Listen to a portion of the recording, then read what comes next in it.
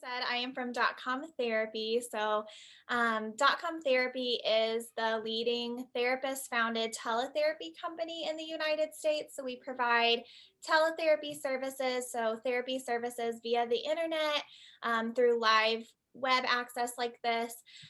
We provide speech therapy, occupational therapy, and mental health services through partnerships with school districts, healthcare systems, and families across the United States and in several other countries as well. So at DotCom, our mission is to make therapy available to everyone, everywhere. And in order to accomplish that mission, we believe really strongly in partnering with other organizations and schools around the world. And one of those partnerships is Smiles for Speech, which is kind of how we landed here today.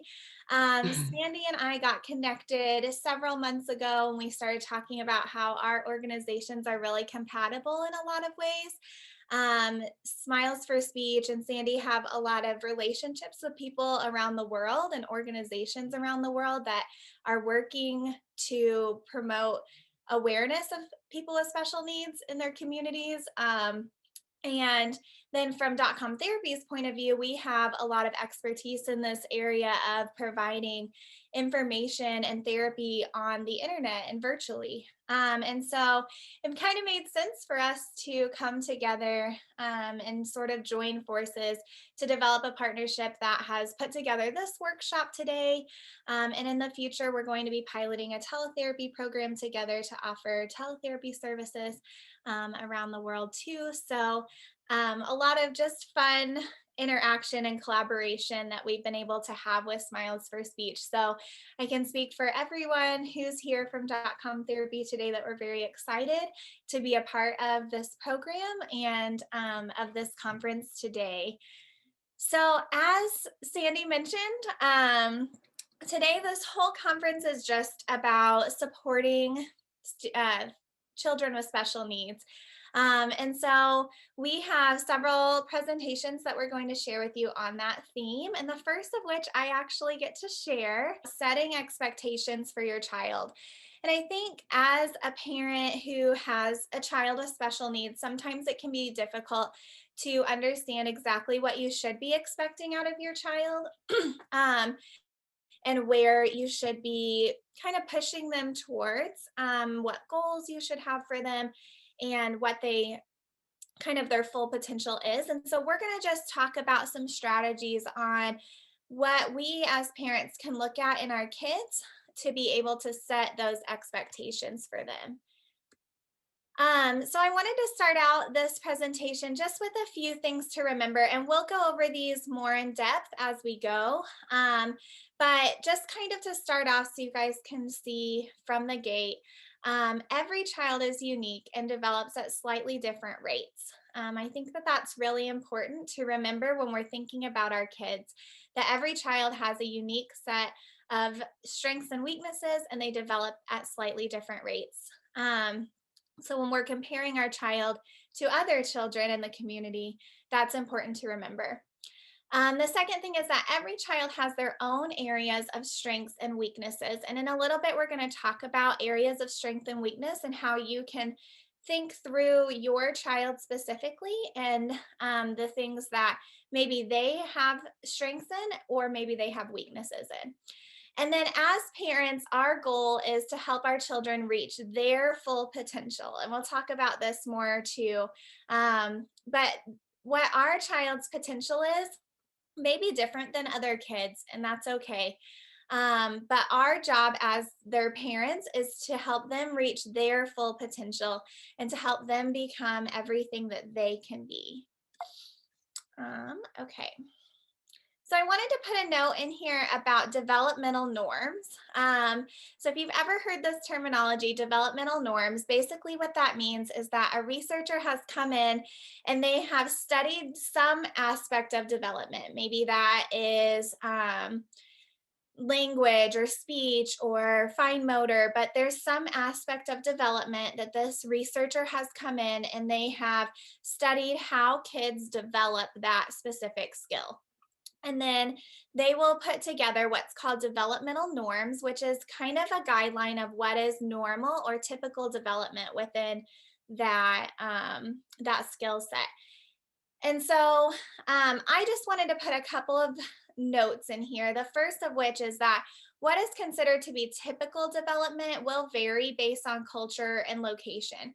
So we see these general patterns of development across the world. So kids do have this general pattern of development, but depending on where you live and what your culture is, some aspects of development may be a little bit different for your culture. And so the reason that I wanted to point that out is because if you maybe have access to like the internet and you're looking at what is normal for this child, just keep in mind that that may not be 100% accurate for your culture or your region.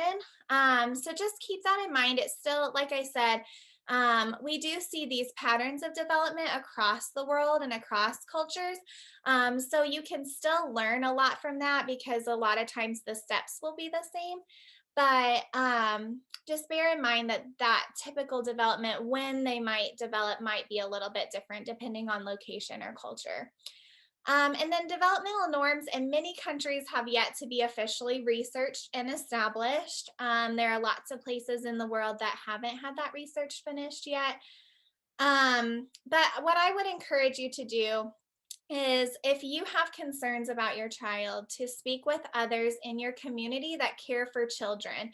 That can be a really helpful step in determining whether this concern that you have for your child is something that is a valid concern, that if it's something that maybe isn't typically developing, or whether it's something that is, you can go to someone like a teacher maybe who has a lot of experience with other kids, and say, hey, my kid's not talking. Is that what you typically see at their age? And they can help you sort of figure out some of those developmental patterns too. So, like I said, our goal as parents of children who have special needs is to help our children meet their full potential. So, that may look different for our kids than it does for other children, and that's okay. We want to help our kids reach their full potential, and we want them to be able to do everything that they are capable of doing. And so, we're going to talk about 3 strategies today to help us as parents be able to do that for our kids. And so we're going to go through each of these strategies a little bit more in depth, but the main goal is, as I said, is to help our kids reach their full potential. And these are the strategies that we can kind of use to help move them along towards that. So, like I said, we'll go through these a little bit more in depth, but kind of from a bird's eye view. The first one is recognizing their strengths and weaknesses, setting goals for your child. And then at the end, we're going to talk about using a cueing hierarchy to move them towards independence in a skill. So the first one is recognizing our child's strengths and weaknesses. So as I said at the beginning, every child is unique and they have their own strengths and weaknesses.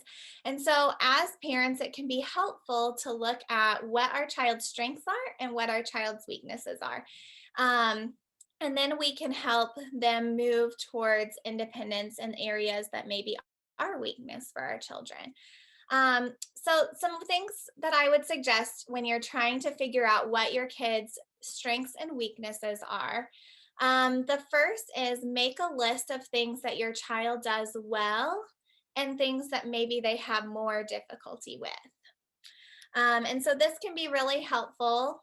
You can ask other people in your child's life to help you if you have maybe a grandparent that's involved in your child's life, or a teacher, or a friend, anyone else who knows your child. You can ask them to help you make these lists if maybe you're struggling to come up with some strengths and weaknesses. So some questions that you can ask yourself as you do this.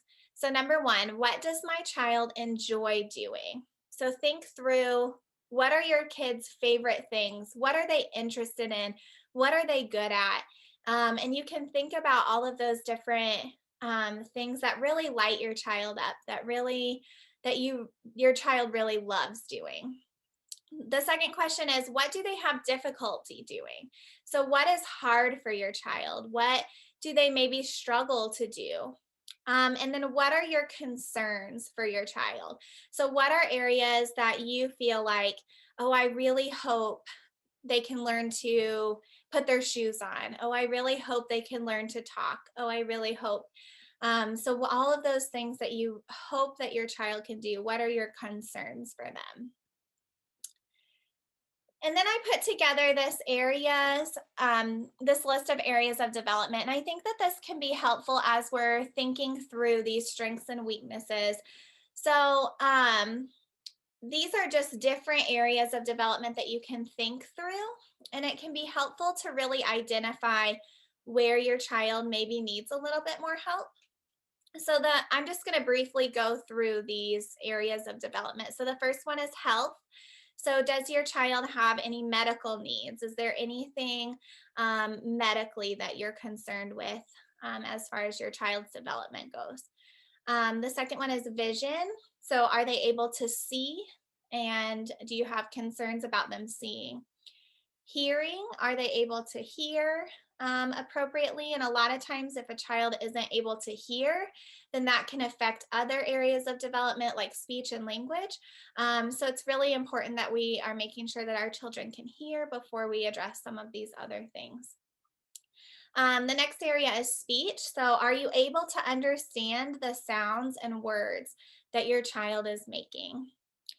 The next one is language. So, is your child able to communicate with you? Are they able to use words and sentences? Are they able to follow directions, answer questions, all of those aspects of communication? At the top, that next one is fine motor. So, these are small motor movements, things like handwriting. Are they able to, pick up things that they're trying to pick up? All of those kinds of small, when we think of like really direct motor movements. And then the next one is gross motor. So these are big motor movements like running, jumping, skipping, hopping, all of those big motor movements. Academic skills is on the list. So, how are they doing in school if they're in school? And just thinking through all of those academic skills that you might want for your child. Are they able to identify letters or numbers? Are they able to count colors? All of those things that are more on the academic or school side. And then behavior.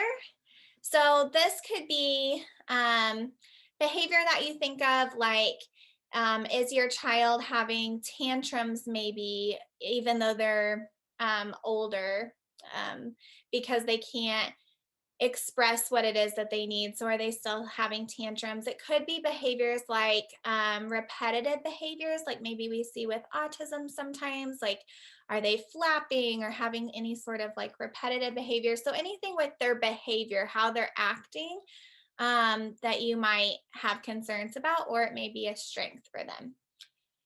And then the last one on this list is adaptive behavior. And adaptive behavior is all of those like life skills. It's everything that you need to be able to do to just be an independent person. So things like going to the bathroom by yourself, getting your clothes on, being able to navigate your environment. Maybe if your child is old enough, are they able to get a snack if they are hungry? So things like that, where it's just kind of an independence skill. So I think it can be really helpful to think through each of these areas of development and think about, is this an area that I have concerns about with my child, or is this an area that I feel like is really strong for them? So, like, for example, with my own kids, my oldest child, and we'll talk about them later in the conference, but my oldest child, I have a lot of concerns with health. I have a lot of concerns with fine motor, but he's really good at language. Like he has a lot of vocabulary. And so just thinking through what areas are really good for your child and really easy for your child and they're really good at, and then what areas maybe do you have some concerns in? Um, okay. So after you've kind of established what is a strength and what is a weakness for your child, then you can sit down and set goals for your child. And I think that this is really helpful. A lot of times, if your child goes to school, maybe their school has set goals for them. But I think even as a parent, it's really helpful to set some sort of goals for your child. So, what I mean is, what do you want your child to accomplish? What do you want them to do? Um, and so you can set SMART goals, and I just lay this out. This is just an example of ways to think through the goals that you are setting. And so SMART breaks down into these categories. So the first is specific. So, what is the specific skill that you want them to learn or improve? So, what do you want them to get better at? Measurable. So, how will you know if they've achieved that goal? Attainable. So, what is realistically within the reach of your child? So, and what I mean is, like, if you're my child, for example, my child has my middle child, he has his feet don't they're not like flat and even, and so it's not necessarily realistic that I would ever expect that they would be. And so thinking through what is realistic for your child, and what can you actually attain. Is it relevant? So, is this skill important for your child or for your family? Because if it's not something that's important for them to be able to do, or it's not important for your family, then it's not necessarily something that we need to worry about. But if it's something that is important to you, then that is something that we should be considering as a goal for your child. And then the last one is time bound. So, when do you want them to accomplish this goal? So, a good goal for your child might be like, I want my child to speak in 2 word sentences. So, that's like the specific goal. It's measurable. We know that they'll achieve it when they're talking in 2 word sentences. Maybe it's attainable because they're already talking in 1 word sentences. So, we feel like we can get them to talk in 2 word sentences. That's relevant because it's important to my family that he be able to talk in 2 word sentences. And as far as being time bound, we might say, I want my child to speak in 2 word sentences by next year. So within the next year, that's what I want.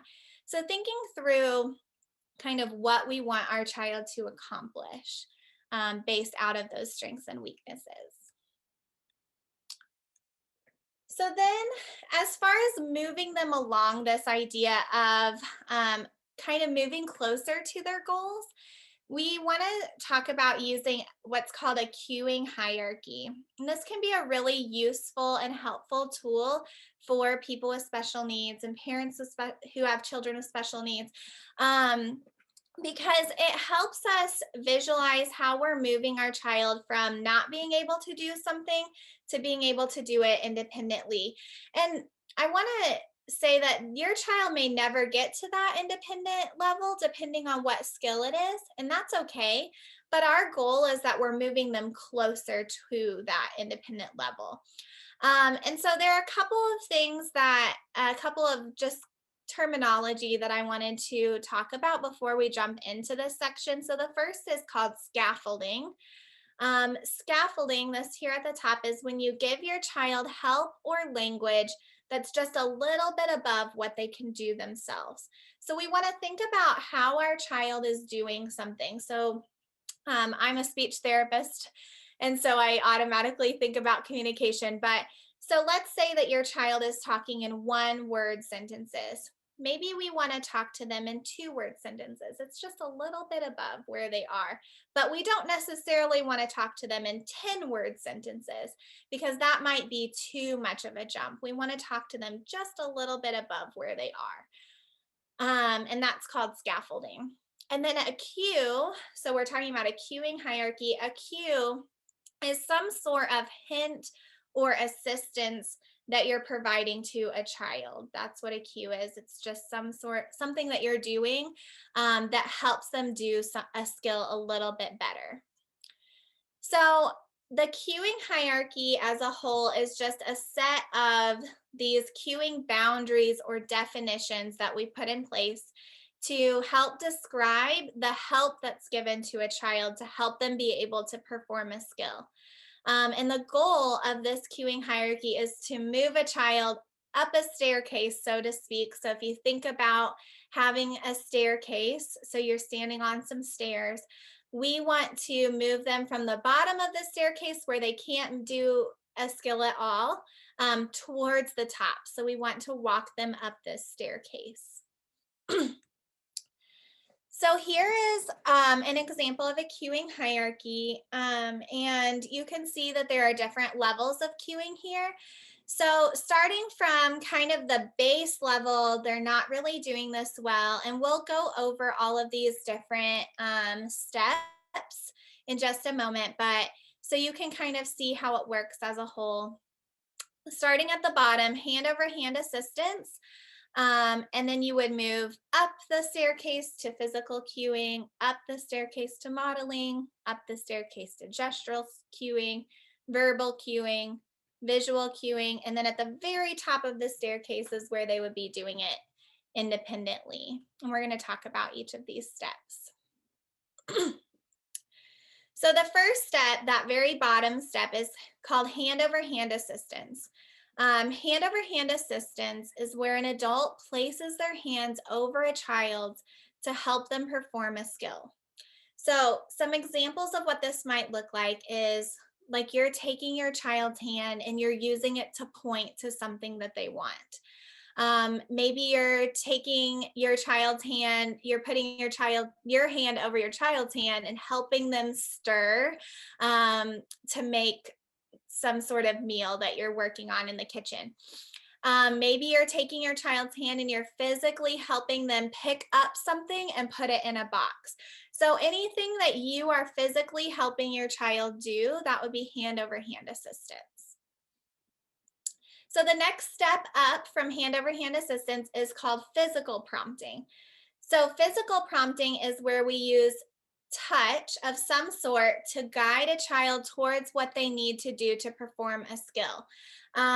So this is a little bit less cueing than hand over hand because you're not taking your hands and physically doing it for them. In this one, you're just kind of giving them some sort of tactile cue, some sort of touch cue to be able to perform that skill. So it might be like placing your hand on your child's shoulder to remind them to slow down when they're walking. It might be taking your hand and placing it on your child's elbow and kind of guiding their elbow towards the item that you want them to pick up. So it's anything that you're kind of guiding them along with your hands, but you're not physically doing it for them. So then the next step up on our staircase is modeling. Modeling is demonstrating the skill that you want them to perform. So some examples might be like you say to your child, put it in the bucket, and then you put it in the bucket to show them how to do it. You might say like, watch my mouth, and then you show them where to put your tongue in order to make a certain sound. It might be showing them each step to make a paper airplane and then having them mimic those folds. So anything where you are doing the skill and then they're copying you, that would be modeling. So gestural cueing is where you use an action or gesture to assist the child in performing a skill. So this is just one step up from that modeling. So with modeling, you're showing them how to do the skill and they're copying you. With gestural cueing, you are giving them some sort of like clue into what you want them to do, but you're not showing them the entire skill. So some examples might be if your child's telling you a story and you're kind of nodding your head to tell them, yeah, you're on the right track. That's how it went. It might be like pointing to your neck when you say a K sound because you know that the tongue is pushed all the way in the back of your mouth to make that sound. So you might point to your neck and make a gesture in that way. It might be pointing towards the door when it's time to leave and saying, okay, it's time to go, and pointing towards the door. You are pointing, that's the gestural cue that you're giving them. You're pointing towards the door to tell them it's time to go. So then the next step up from gestural cueing is called verbal cueing. Verbal cueing is where you say something to assist the child in performing a skill. So verbal cueing can be direct or indirect, but the goal here is that you are saying something with your words to help them know how to do something. So an example might be that you say, put your tongue on the roof of your mouth, like when you're saying a sound. Or you might be more specific and say, where does your tongue go for your L sound? So anytime that you are saying something to give them some sort of cue into what they're supposed to be doing, is what verbal cueing is. So we have 2 more steps on our stair step. Hope you guys are hanging with me. So the next one is visual cueing. Visual cueing is some sort of visual reminder that's independent of a person to help them form a skill. So this is different from gestural cueing. Gestural cueing is where you are giving some sort of gesture, hand motion in order to help them. Visual cueing is not attached to you at all. It's just something that you've provided for them that can help them do it. So it might be like if you wrote out the steps to complete a project or a skill, you wrote out the different steps, and then your child reads the steps and does the skill. It might be like a visual schedule. And I know later in our conference, one of our other presenters is talking a lot about visual schedules. So you'll hear a lot more about what that might look like. It might be speech sound cue cards in front of a child while they're practicing. So it might be like a picture that shows a child where they're supposed to put their tongue to make a certain sound. And they can look at that picture and be reminded of where their tongue needs to go for that sound. So it's anything that's not connected to you as a parent necessarily. It's just something that they can look at to be able to help them do something better. And then the top staircase is independent functioning. So this would be where they can do a skill all by themselves. They can do something all by themselves. And we know that they're at this level when they're able to do it by themselves without outside assistance, but then it's also consistent across environments. We want to make sure that whenever we have sort of led our child through this entire staircase, we've got them to the top and they're able to do it by themselves, we want to make sure that they are able to do it anywhere. So for example, if our goal is that our child would be able to say hello to someone, we want them to be able to say hello to us at home, but we also want them to be able to say hello to their teacher at school, or maybe say hello to someone at the store. So we want to make sure that we are encouraging our child to do this in different places too once they get to this level. And so, like I said at the beginning, this is, if you view this as like a staircase, our goal is that we're moving them up the staircase. So starting at that hand over hand assistance and then moving them up towards independence. So really thinking through where your child is for each of these goals and then moving them towards this top staircase of being independent with a skill. Okay, so we're going to just take a minute to review what we talked about in this session.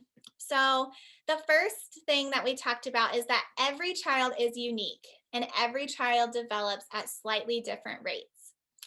We talked about how every child has their own areas of strengths and weaknesses, and we talked about different developmental areas that we can go through as a parent and think about what is an area of strength, what is an area of weakness for my child. And then we talked about how as parents, our goal is to help our children reach their full potential. And that may look different than other people's. kids, and that's okay. Our goal is that we can help them be able to do things as independently as they can. And then we talked about 3 strategies to do that. We talked about recognizing their strengths and weaknesses, setting goals for our child, and then using a cueing hierarchy to help move them towards independence.